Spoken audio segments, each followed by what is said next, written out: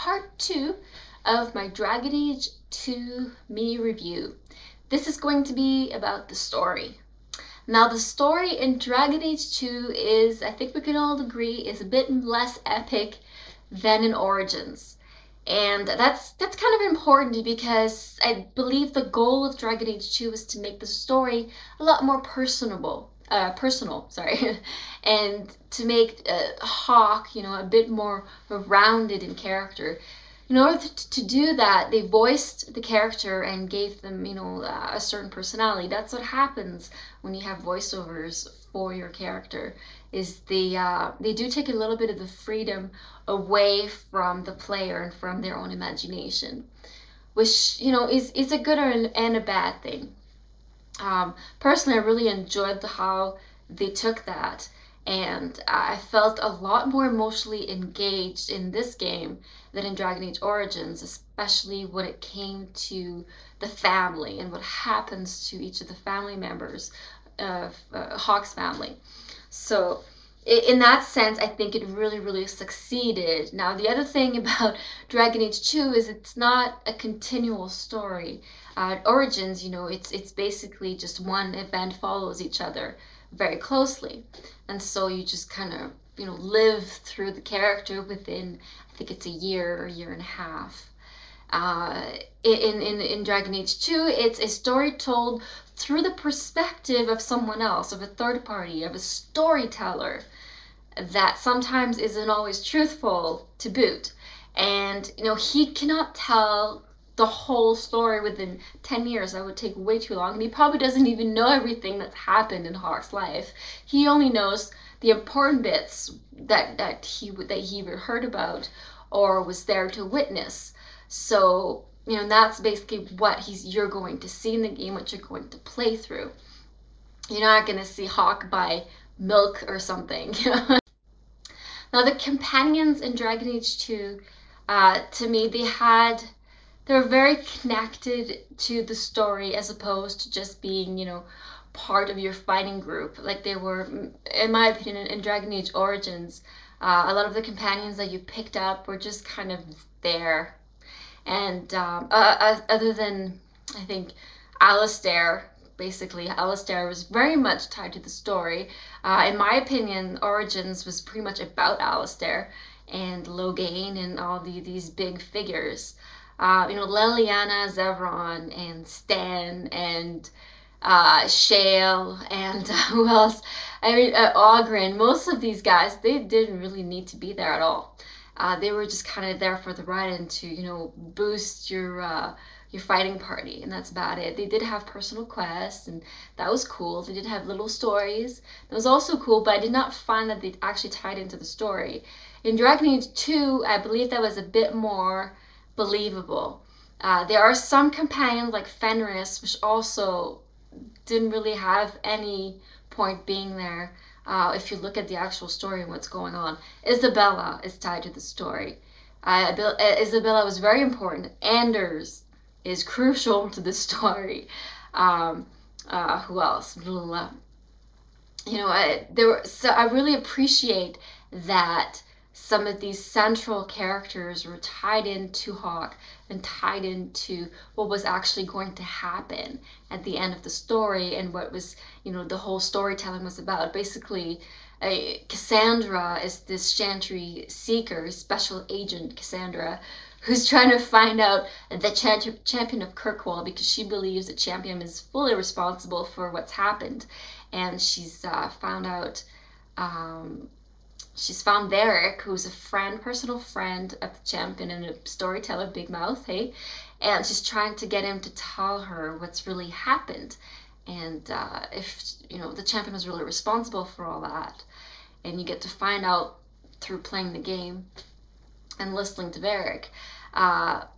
So I really enjoyed the companions in Dragon Age 2. I felt they were, again, I was a bit more emotionally invested in their story than in Origins, in my opinion anyway. Especially what happens with, Isabella. In my playthrough, she, when I found out she stole the relic, And I was really angry with her, and I told her to return it, and she left, and she never came back. And I was like, oh, you backstabber.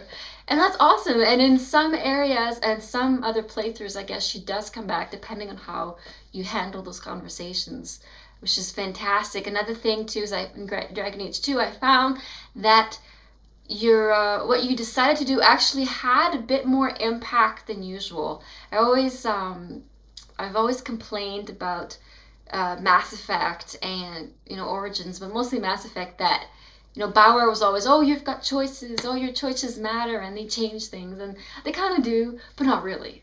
I mean, it's really superficial most of the time, and that's what kind of fans really expect, that, oh yeah, you'll have some choices, but it's mostly just flavor. It's not actual, it doesn't actually have an impact. Dragon Age 2, I found that was a bit more true. It's like they put a bit more effort into that, and if you pick the wrong dialogue option or something, they could have some serious consequences, like wiping out the Dalish clan for one, which I did.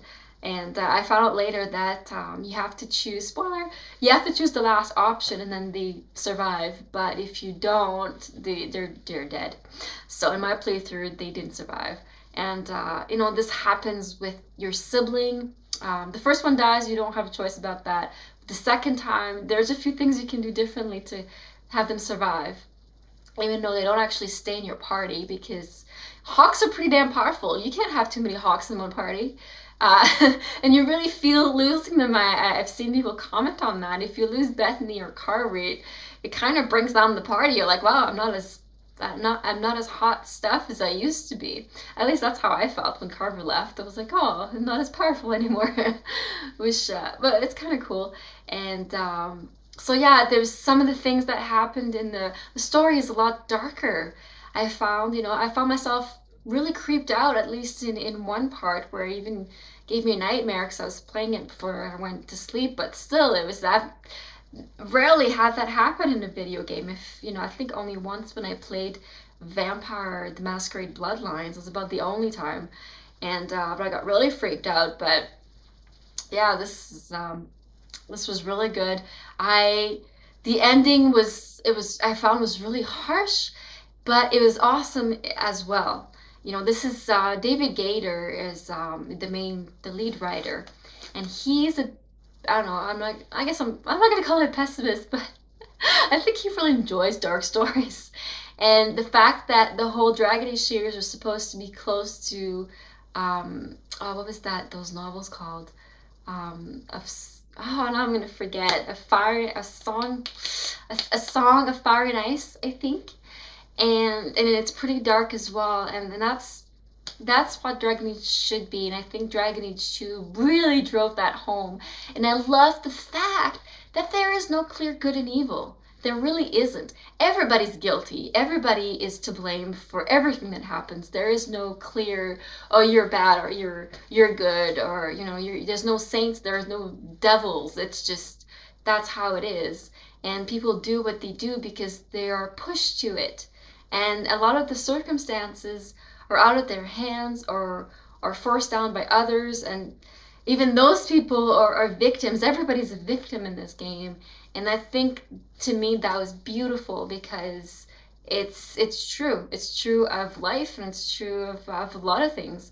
And I really like that. It's not so, in most D&D sort of type of fantasy games, it's very much good versus evil and right and wrong, and it's black and white, and it's just, to me, that's a little bit naive and innocent, and I found that Dragon Age 2 wasn't. And I can understand why some people thought it was very depressing, and it kind of is. It's not a happy-go-lucky game at all. But on a good positive note, if you're into that, personally, I think that Dragon Age 3 will have much better endings. What happens in 2 is really leading up to the more epic story that's going to come back in Dragon Age 2, and what's going to happen with the Circle of Magi there.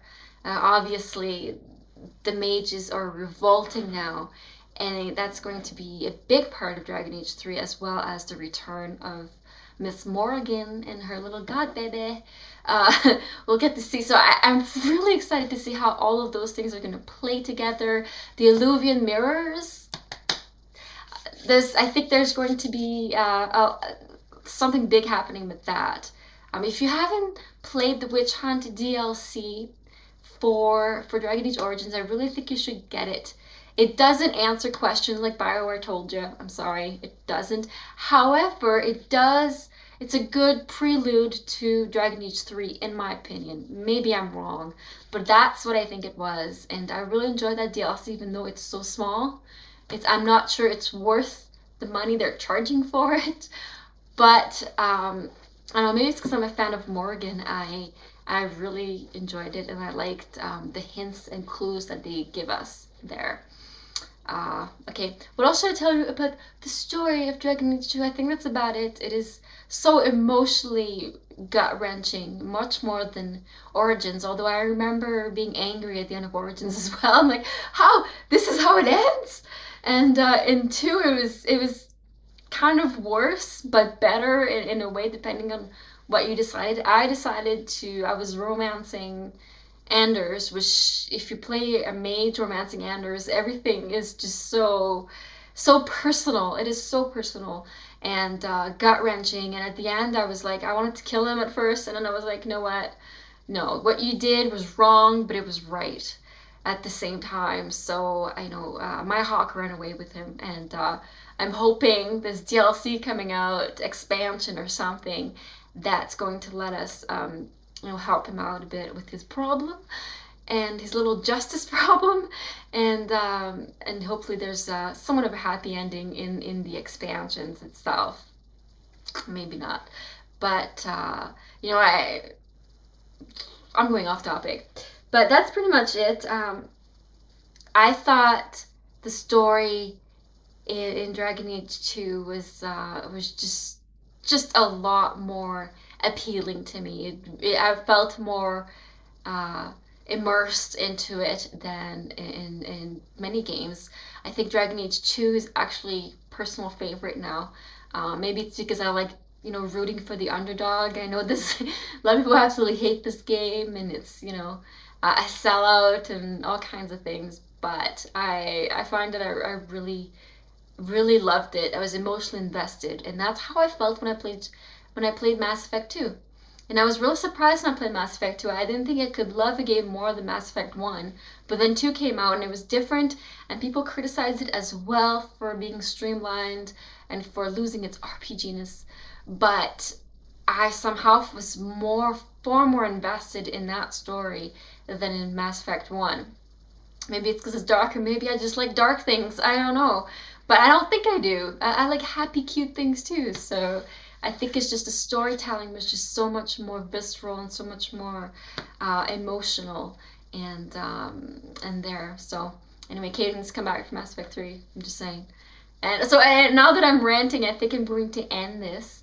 Thank you for watching. I hope you enjoyed this. If you think I missed out on a few things, be sure to give me feedback and comment. And if I think part 3 needs to be done, I will make it so. So stay tuned. Bye bye.